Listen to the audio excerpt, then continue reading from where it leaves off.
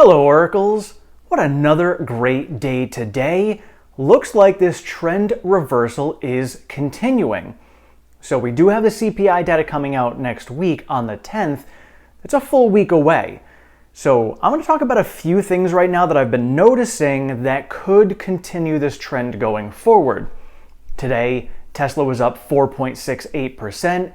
Amazon for the week is up almost 10% ahead of the split, which happens tomorrow. So is Tesla going to see the same thing? We'll see. We should be getting the proxy within the next 2 weeks to find out about Tesla's split. So other information that I've been noticing that's out there, and I don't know if you guys follow it or not. I'm actually going to try to figure out how to set up charts. If you guys know how to set up charts, please let me know. Because if you follow astrology, some do, some don't believe in it, but Mercury retrograde actually ends tomorrow. And so I'm really curious how the market trades based off of this. I mean, I've seen in my own life, I have friends who really follow this closely. And for me, I noticed that in my life, for some reason, during these times, it's a struggle. And then when it's over, my life isn't a struggle anymore. So I wonder how much it actually affects the market. Truly don't know.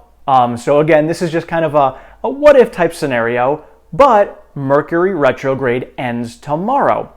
We see the green going on today. The charts are definitely looking like we are coming out of this.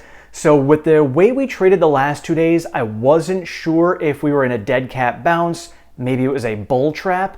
But the way we traded today, Tesla itself had 30 million shares trading hands, which is a little bit higher than normal, up 4.68%.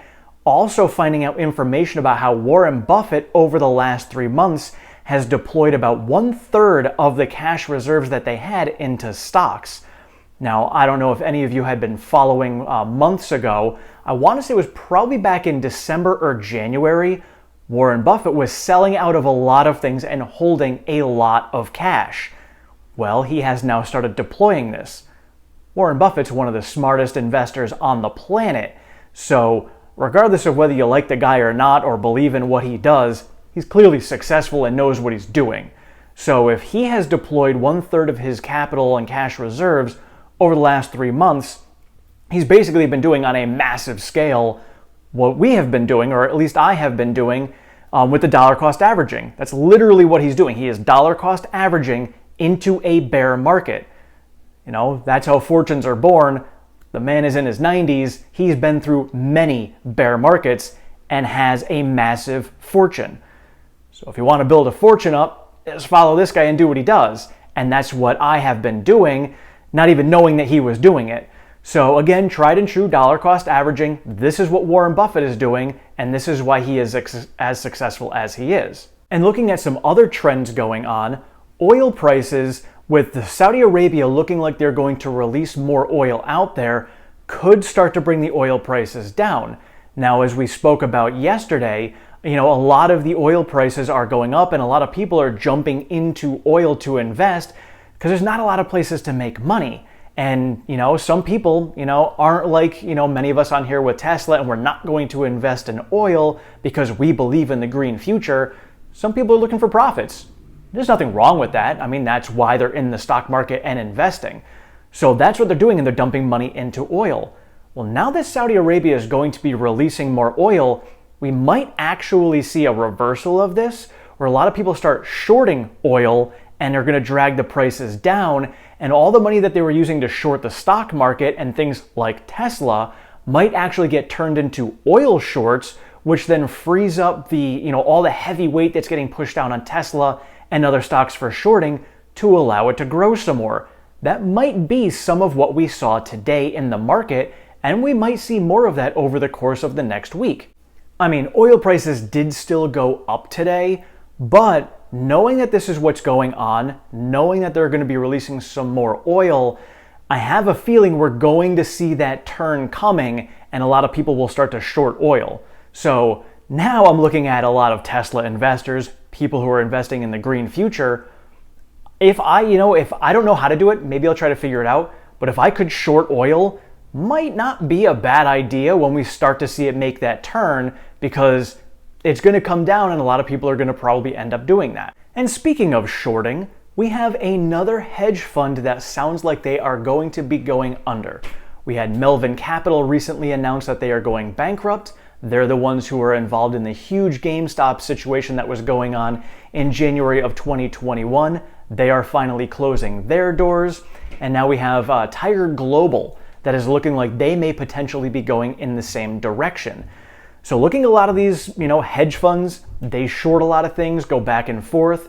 Well, you start to get into a bear market, hard to make some money. You make a couple of wrong decisions or you short at the wrong time and you're done. And these guys look like they're about to be done. So I don't know how many other hedge funds that are out there are going to go this route, but going back to something Elon had said about going into a recession, it flushes out a lot of dead weight that's out there. And in some cases, it could be hedge funds and institutions like this that need to get flushed out. And this could be a good thing for the market. If you have some hedge funds that are getting pulled out of the market, that's less big money that's going to be pulling the market down, trying to hedge in both directions. That's a lot less manipulation that is going on. Could help balance the market out. So, going through a 10 to 12 year bull run that we were in, everybody was making money hand over fist. Now we're in difficult times, and the people who are going to get challenged and can't get through these difficult times because all they know is a bull market, they could get pushed aside. And we could see more of these coming out of this. And so whether we get a recession or not, whether it lasts for a long time or not, I think the longer we go, the more of these companies are going to get flushed out. Between them, zombie companies that are out there in the market as well, these companies who aren't even making any money. These companies could all get pushed to the wayside and go bankrupt and kind of, give us a clean slate going forward for the companies who need to thrive in the future. Very similar to in the forest. You go into the forest and there's a lot of, dead brush that comes down, and the older trees have to fall down so that the new ones can grow. It's just, the normal natural cycle of life in the woods. Same holds true in the stock market. And, just when it comes to capitalism in general, you got some companies who just, can't keep up with the times, whatever it is, whatever they're doing, like the Blockbusters of the world, the Circuit Cities of the world, Bradley's, Caldors, for those of you who are old enough to know those. These are going to go to the wayside because they don't keep up with the times. But if they were allowed in perfect times to just stay there and not be profitable, other companies would not be able to flourish like the Amazons and the Walmarts of the world. So these companies need to get pulled aside in order for others to grow. So we could be going through another one of those times.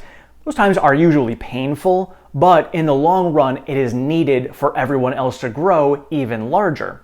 Whether we're going to get into that time right now or not has yet to be seen, but we're starting to see some of these hedge funds falling apart, and it looks like we are heading in that direction potentially. And so these times right now are similar to how Elon is kind of driving Tesla forward right now with his emails that he has sent out to his employees about, you got to come to work, you've got to work hard. These hard times are where you're going to separate the winners from the losers.